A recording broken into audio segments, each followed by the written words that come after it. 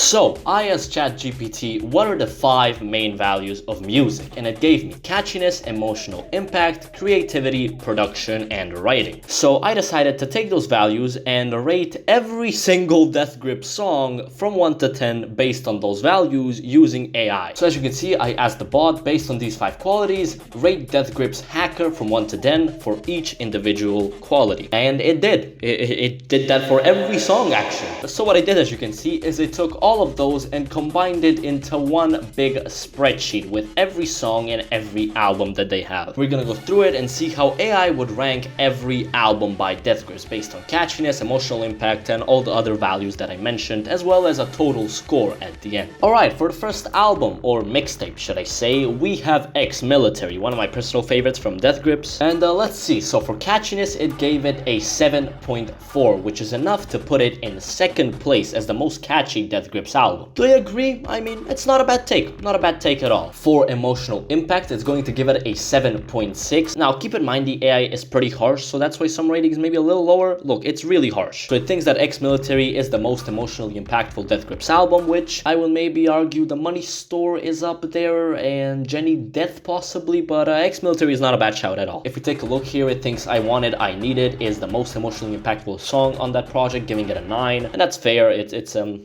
intense song to say the least. Okay, for creativity, it gave it an 8.6, which is really high coming from the AI, and it's actually high enough to put it at number 1. Production, this is where I expected Death Grips to rise, and they did. Exmilitary has an 8.6, and that's not number 1. It's not even number 2. It's actually gonna put it in number 3. But yeah, if you look at this production side, it literally almost every song has a 9. Exmilitary gave it for writing a 7.8, which is actually enough to put it at number 2. For the total score, adding all of these up and dividing by 5 is going to be an 8 out of 10, which is very good given the bot is very harsh. So it's very good, and it's actually going to put it at number 1. So there we go. ChatGPT thinks Exmilitary is the best Death Grips album. Okay, the big boy, The Money Store, probably their most critically acclaimed album and commercially as well. So let's take a look. Catchiness, 7.4. However, it does have more songs than Exmilitary, and I feel like that will make it harder to get a higher average score, if you get what I mean. Or like it's harder to keep consistent with more songs, so I think that's enough to put it at number 1. It gave The Fever a 7 out of 10. I'm mad at that because that chorus is godly on The Fever, but okay. For emotional impact, it is a 6.6, and that's actually going to put it at number 5? I don't agree. It's an album about going insane and mental illness and hallucinating and sort of like that, and I don't know how it's at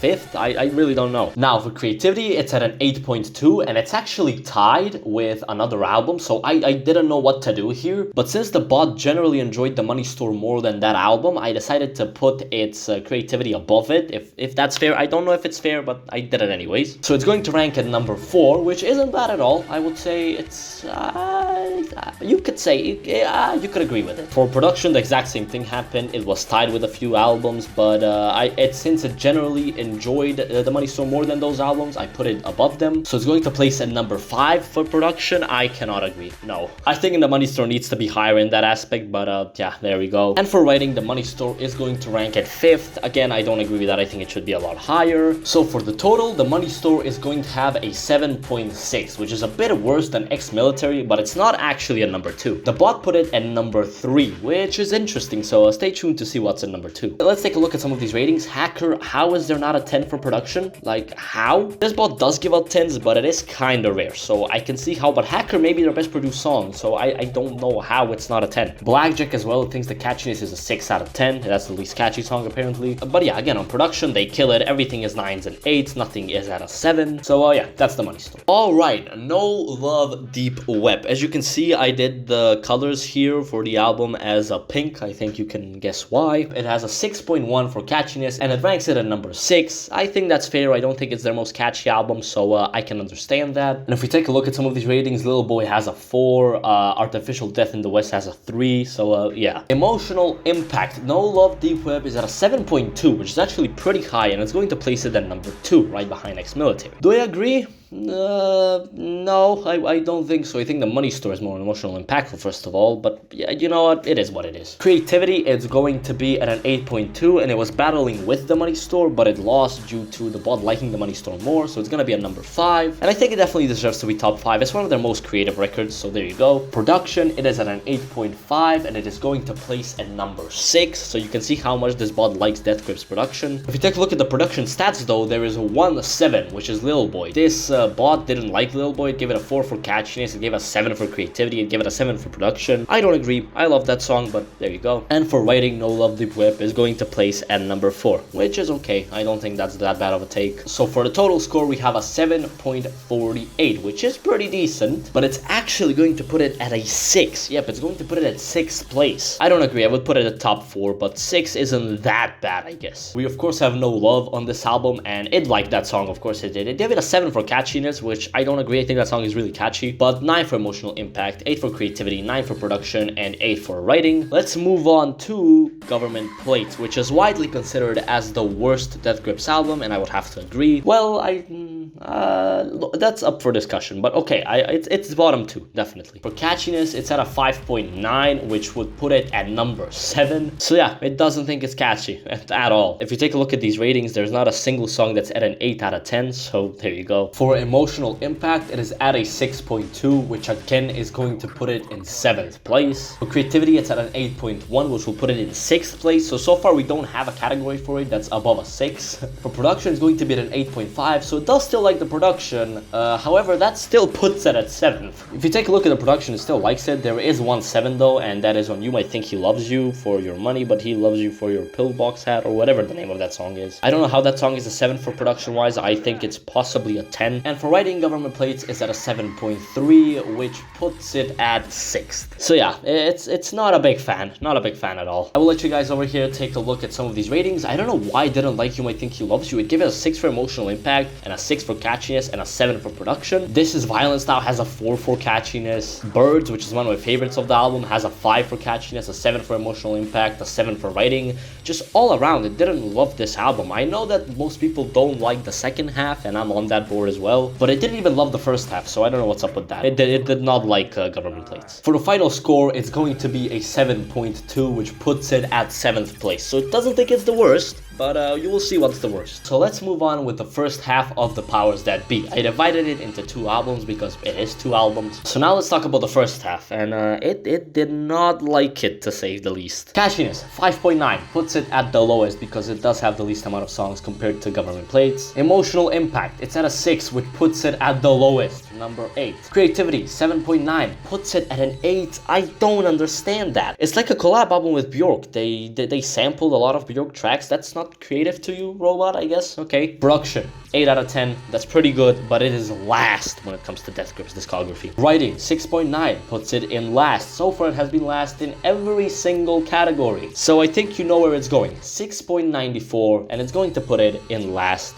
place. I do not know what happened. If you take a look at some of these ratings, it just doesn't like the album. And I think this is its least favorite Death Grip song. Fuck Me Out has a 2 for catchiness, a 1 for emotional impact, 4 for creativity, 6 for production, and a 1 for writing. Okay, it did not leave notes on it. It just kind of gave it the scores. That's wild to me. I don't know how it plays so low. I don't know how this thing thinks it's worse than Government Plates. But now let's move on to the second half of the Powers That Be, which is Jenny Death. And 10 alert, 10 alert, 10 alert. We have 2 10 out of 10 songs here. For production, Inanimate Sensation has a 10. That's understandable. The first time I heard that thing, I don't even know what it is. It sounds like a car driving or so. It just sounds hard, okay? I don't know what it is. The first time I heard it, my mind was blown. And also it gave a 10 for writing to On GP, which is again fair. It's probably their best written song and probably their most personal. So there you go. But let's take a look at the ratings. For catchiness, it gave it a 6.9, which is enough to place it in 4th place. For emotional impact, it gave it a 6.9, which places it in 3rd place. I would have said a little bit higher, but now that I think about it, 3rd place is not bad at all. 3rd place is good. Creativity, 8.5. That puts it in 2nd place, so it thinks it's the 2nd most creative Death Grips album. For production, it's at a 9.1, so it thinks it is the best produced Death Grips album. And look, That's not a bad take at all. And for writing, we have an 8, so it thinks it is the best written Death Grips album. And for the total score, it's at a 7.88, which is going to put it at number 2, beating The Money Store. So what do you guys think? Do you think that Jenny Death and in general the powers that be is better than The Money Store? For me, I would say The Money Store is better, but hey, I can understand both takes. Let's quickly glance at these ratings. There wasn't a song that it didn't like. Like, it thought for catchiness, The Powers That Be is a 5. That is just wrong. Production, there's not a single song below a 9. You know, on the other albums, there was a couple of 8. No, there are only 9s and 1 10. That is insane. And writing, and love the writing on this album. Nothing below a 6. Creativity, nothing below a 6. Just smashed it out the park. Bottomless Pit. Let's see what it thought. So the catchiness for Bottomless Pit is going to be at a 7, and that's going to put it in 3rd place. I wouldn't agree. I think that's a little too high. Emotional Impact is going to put it at a 6.3, and that's going to be 7th, which is, yeah, I would say so. Creativity, 8.4. That's going to put it in 3rd place. I can see where it's coming from. I don't necessarily agree, but I do understand the take. Production, 8.1. I love the production. I actually put it in 2nd place, which is crazy to me, but okay. And for writing, it doesn't think it's that great. It's going to put it at a 6, and I would say I agree. The writing on Bottomless Pit is not that good. On the final ranking for the total score, it's going to put it at number 4. If we take a look at some of these ratings, there are no 10s, and on the production side, there are no 7s. It keeps it at 9s and 8s. 3 bedrooms in a good neighborhood, it gave it a 4. For catchiness, that's too low, I think. But I would say generally, this era, like from this album onwards, is not that catchy from them. So I don't know how it placed at number 3. I don't find this album to be that catchy, but yeah. Giving Bad People Good Ideas, it liked that song. Hothead, it liked that song. Ring a Bell, it definitely liked that song. I think that's the favorite song from the project for the bot. So yeah, that's gonna place at number 4, and we move on to the last Death Grips album. Hopefully not their last, but it's looking like it, I'm not gonna lie. We have Year of the Snitch. For catchiness, places at number 5, so not the least catchy, but also not the most catchy. Emotional Impact is at a 6.8, which is pretty high, I think. It puts it at number 4. For creativity, it's gonna put it at a 7, and I'm gonna be honest, I have to agree with that. Production, 8.6, so it really does like the production here. It's going to put it at number 4.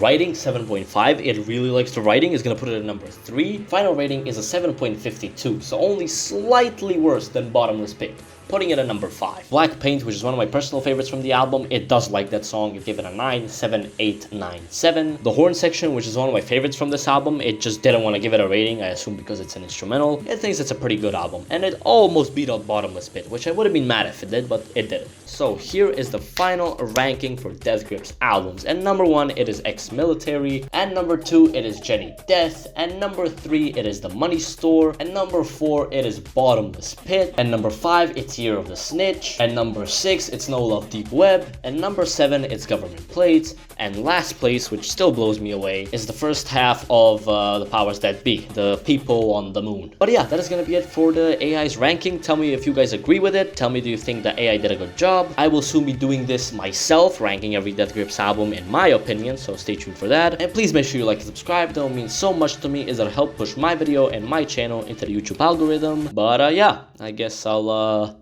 see you guys next time. Peace.